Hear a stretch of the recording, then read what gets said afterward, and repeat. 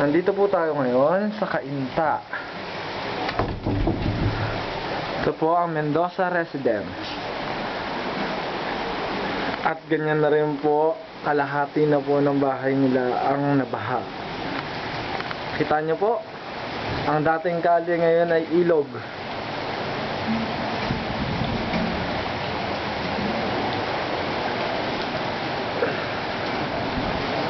Ito ang basketball court at ibag.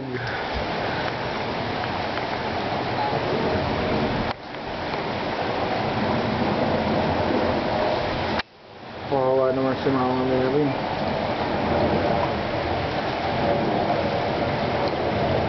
Ito po si Manong.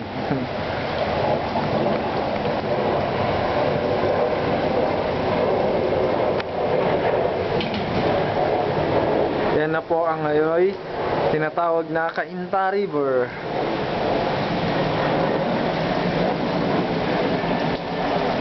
Ganyan po kataas ang baha dito.